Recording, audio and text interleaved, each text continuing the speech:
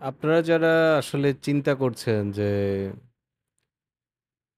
এই যে আমাদের এনসিপি যে পার্টিটা, যারা বৈষম্য বিরোধী ছাত্র আন্দোলনের সাথে যুক্ত ছিল, বেসিক্যালি তাদের প্রতিনিধিরাই, নেতা এবং প্রতিনিধি যেটাই বলেন, যে ছাত্ররা ছিলেন, তারাই বেসিক্যালি এই পার্টিটা ফর্ম করেছে, রাইট?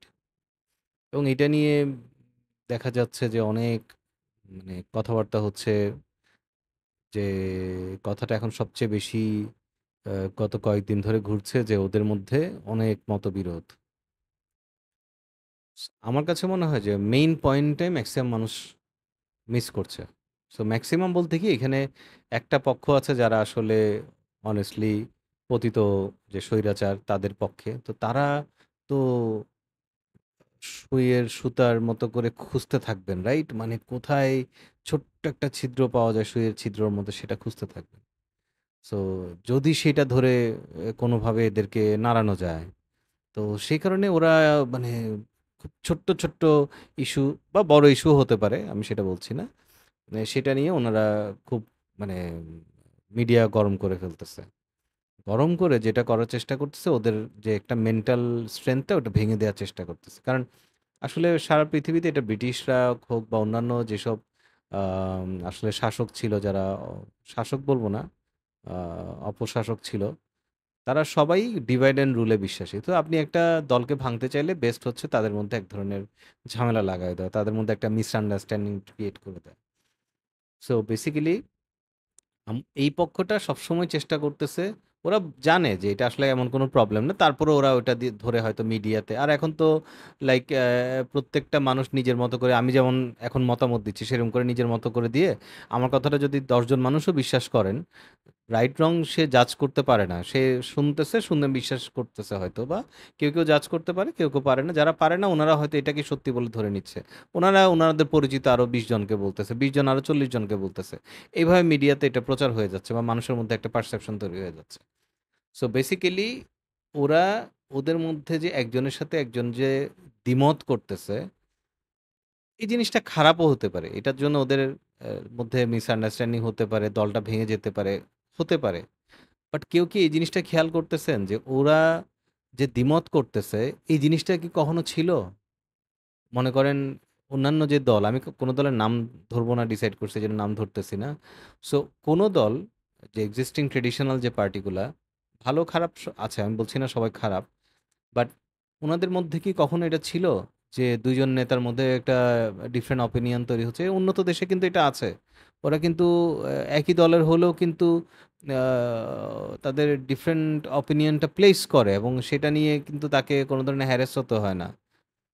এবং সেটা দরকার। বিকজ এটা তো এমন না যে ওখানে একজন, ওদের মধ্যে একজন দলনেতা আছে। অবশ্যই সে তার সামগ্রিক যে প্ল্যান বা তাদের যে একটা কনসেপ্ট, সেই কনসেপ্টটা নিয়ে আগাবে এবং সবাই ওটার মধ্যে একমত থাকতে হবে। কনসেপ্টের মধ্যে ওরা দ্বিমত করতে পারবে না। বাট বাট ছোটখাটো যে ইস্যুসগুলো, সেগুলোর মধ্যে তাদের মধ্যে সমস্যা হতে পারে এবং ওরা বয়সে অনেক ছোট, এবং যারা সমালোচনা করছেন আমি দেখছি ম্যাক্সিমাম মানুষই ওদের লাইক ডাবল অথবা ট্রিপল বয়সের। সো পুরনোদের সহ্য হয় না, নতুন ছেলেরা এসে মানে ওদের টার্মে মাতবরি করতেছে, এটা সহ্য হচ্ছে না। বাট এটা কেউ চিন্তা করতেছে না, গত বছরের জুলাইয়ের আগে কিন্তু আপনারা যারা মাতবর ছিলেন, বয়স্ক মাতবর, তারা কিন্তু কেউ আগের সরকারের কিছুই ছিঁড়তে পারেন নাই। সো যেহেতু ছিঁড়তে পারেন না, ওরা এসে যেহেতু ওই সরকারকে টেনে হিঁচড়ে নামাইছে এবং যেটা রাইট কাজ ছিল, সো আপনারা কাইন্ডলি ওদের মানে সমস্যাগুলাতে দোষ ধরেন, ঠিক আছে, বাট খুশি হয়েন না। সো ওই পক্ষের লোকজন অবশ্যই খুশি হচ্ছে, ওইটা নিয়ে অনেক তিলকে তাল বানাচ্ছে। কিন্তু আরেকটা গ্রুপ আছে যারা বেসিক্যালি তারা ওই পক্ষের লোক না, বাট তারা আসলে বুঝতে পারতেছে না। কেন বুঝতে পারছে না? মনে করেন আমরা হচ্ছে মিলেনিয়াল, রাইট? আমাদের আগের জেনারেশন ছিল মনে হয় বেবি বুমার্স বা সামথিং। আর এই জেনারেশনটা হচ্ছে জেন জি, রাইট? সো জেন জি কিভাবে চিন্তা করে, কিভাবে কাজ করে, কিভাবে কথা বলে, এটা আমরা বা আমাদের আগের জেনারেশন বুঝতে পারছে না। সো সেই কারণে ওদেরকে মিসআন্ডারস্ট্যান্ড করতেছে। ওরা যে একজনের কথা একজন বলতেছে বা একজন অন্যজন বলছে না, ও মিথ্যা বলছে বা ও সত্য বলছে বা ও ভুল বলছে।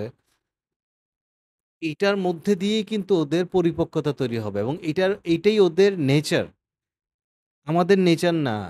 ওরা কখনোই আরে ওরা একটু অকপট। ওরা একটু মানে স্ট্রেইট ফরওয়ার্ড, ক্লিয়ার কথাগুলা বলে ফেলে।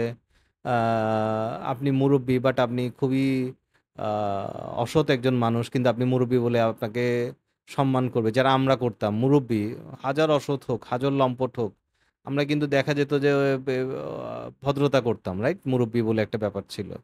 ওদের কাছে জাস্টিফিকেশনটা আসলে মুরব্বি ভালো হলে ওরা খুবই রেসপেক্ট করবে, খুবই ভালোবাসবে, সেটা সমস্যা নেই।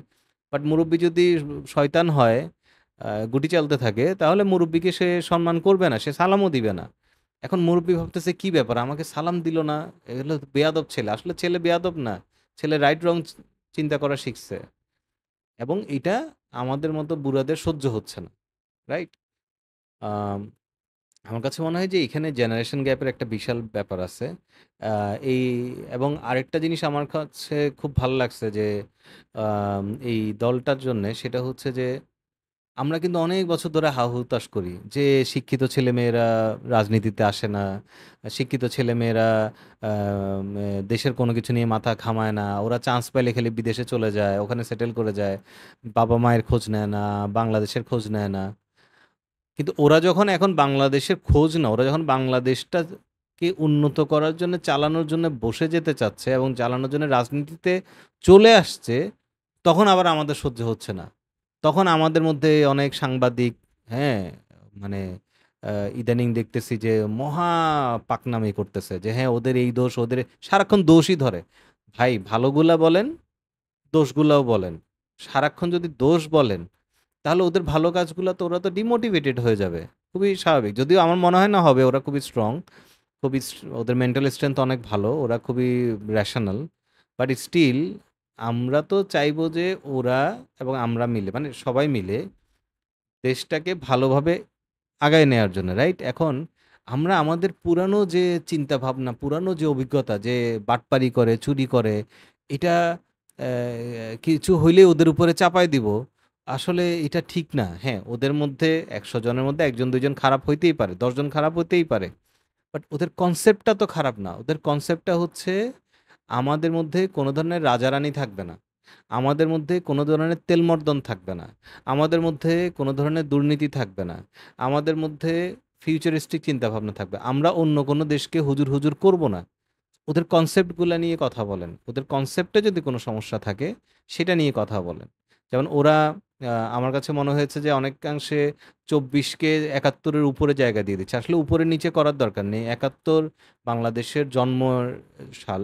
সো ৭১ কে আমরা সবসময় উপরেই রাখতে হবে এবং ৭১ পরবর্তী যে ২৪ এর যে আন্দোলন, যে ২৪ এর আন্দোলনের সময় যে আ সরকার যে রাক্ষসটাকে আমরা বিদায় করলাম। তো এই রাক্ষসটার সাথে আবার আমরা যদি পাকিস্তানের কম্পেয়ার করি, এটা ঠিক না। আসলে কম্পেয়ারেবল না। মানে ২ টা ২ সিচুয়েশন। একটা বাইরের শত্রু ছিল, একটা ঘরের মধ্যের শত্রু ছিল। সো আম আমার মনে হয় সেটা না করে অবশ্যই ওদের মধ্যে ২৪ এর প্রতি সিম্প্যাথিটা আ ইমোশনটা একটু বেশি কাজ করবে। বিকজ ২৪ এ ওরা নিজেরা মাঠে ছিল। ওরা নিজেরা মারা গেছে। ওরা নিজেরা আহত হইছে। ওরা হাত হারাইছে, পা হারাইছে। স্বাভাবিকভাবে ওদের ইমোশনটা বেশি কাজ করবে। রাদার যে ওদের দাদারা যে আমলে যুদ্ধ করছিল ওইটা তো ওরা চোখে দেখে নাই। যে মানুষটা চোখে যে জিনিসটা বেশি দেখে সে ওইটাই বেশি ইমোশনাল হয় বা ওইটার প্রতি সে অ্যাটাচড বেশি থাকে। সেটাতে দোষ ধরার কিছু নাই। আমরা নিজেরাও ৭১ দেখি নাই। সো আমাদের মধ্যে ৭১ ব্যাপারটা আসলে ইমোশনের জায়গাটা নাটক, সিনেমা, বাবা-মার থেকে শুনে ইমোশনের জায়গাটা আছে। বাট পরবর্তী জেনারেশনে সেটা কমে গেছে। আজকে হয়তো ৫০-১০০ বছর পরে হয়তো ৭১ বা ২০২৪ সালের কোনো ইমোশনই হয়তো তখন থাকবে না। তাই বলে তাদের দোষ ধরা যায় না। হয়তোবা থাকবে বাট কম, কম পরিমাণে কমে যাবে। কারণ হয়তো সময়ের সাথে অনেক কিছু আসলে বিলুপ্ত হয়ে যায়। সো আমার কাছে মনে হয় যে পয়েন্টগুলো আসলে আমি বলতে চাচ্ছিলাম যে আপনারা কাইন্ডলি স্পেশালি আমরা যারা জেন জি না, আগের জেনারেশন আছি, ওদেরকে একটু বোঝার চেষ্টা করি। ওদেরকে একটু সাপোর্ট দেই। ওদেরকে বলি যে তোমরা এই জায়গাটা অন্যায় করতেছো, এই জায়গাটা ভুল করতেছো, বাট এই কাজটা খুব ভালো করছো। ওটার জন্য ওদেরকে সাহস দেই, ওদেরকে প্রশংসা করি এবং আমরা বলি যে হ্যাঁ, তোমরা আগাও, আমরা আছি এবং আমরা ওদের সাথে কাজ করি। আমরা ওদেরকে মানে চোর, বাটপার, বদমাইশ এই ধরনের টার্ম ইউজ করে হেও না করে, কারণ ওরা আমাদেরই সন্তান, ওরা আমাদেরই ছোট ভাই, ওরা আমাদেরই ছোট বোন, রাইট? সো ওদেরকে এনকারেজ করি আর ওদেরকে বোঝার চেষ্টা করি যে ওরা আপনি আমার মতো আগের জেনারেশনের মানুষের মতো চিন্তা করবে না। আর আপনার কোনো উপায় নেই, আপনার ওদের হাতে ছাড়তেই হবে, কারণ ওরাই ফিউচার। এমনও না যে আপনার কাছে খুব বেশি অপশন আছে। ওদের কাছে গালি খেতে না চাইলে বরঞ্চ আপনি ওদের ভালোটাও বলেন, ওদের খারাপটা বলেন, বাট কনস্ট্রাকটিভ ওয়েতে বলেন যে এই কাজটা একেবারেই ঠিক হয়নি। যেটা আমারও অনেক কাজ জায়গায় মনে হয়েছে, অনেক কাজ ওরা প্রচণ্ডভাবে ভুল করছে, অনেক কাজ ওরা প্রচণ্ডভাবে অন্যায় করছে সেই জিনিসটা। বাট ইন জেনারেল ওদের যে কনসেপ্টটা যে আমরা বাংলাদেশটাকে একটা independent, really independent, not like অন্য দেশের তাবেদার হয়ে কাজ করা বা অন্য দেশের স্বার্থের জন্য কাজ করা, সেটা না হয়ে আমরা বাংলাদেশটাকে উন্নত একটা দেশে পরিণত করব। ওরা হোক প্রধানমন্ত্রী, ওরা হোক প্রেসিডেন্ট, ওরা হোক আইসিটি মিনিস্টার, প্রবলেম কি? ইয়াং জেনারেশনই তো করবে। আজকে সারা পৃথিবীতে বড় বড় এন্টারপ্রেনার, বড় বড় যে সায়েন্টিস্ট, বড় বড় যে ইনোভেশন, সব তো ইয়াং ছেলেমেয়েরাই করতেছে, বয়স্করাও করতেছে। আমি আসলে বয়স্কদের বিরুদ্ধে না, কারণ আমার এজ হয়েছে অনেক, সো আমি ওদের বিরুদ্ধে না। আমি যেটা বলতে চাচ্ছি যে আমাদের আসলে উচিত হচ্ছে ওদেরকে এনকারেজ করা। আমার ছোট ভাই যদি আজকে ভালো কিছু করতো যেটা আমাকে সারপাস করে যাবে, আমি কি ওকে এনকারেজ করব না? আমার ভাগ্নে যদি আমার চাইতে ভালো কোনো বিজনেস করে বা ভালো কোনো পড়ালেখা করে, আমি কি ওকে এনকারেজ করব না? এটা তো আমার আরো খুশি হওয়ার কথা। আমার ছেলে যদি আমাকে পাস করে যায় সব কিছুতে, এটাতে আমি আরো বেশি খুশি হব। সো আমার মনে হয় ওই মাইন্ডসেট থেকেই কাজ করা উচিত।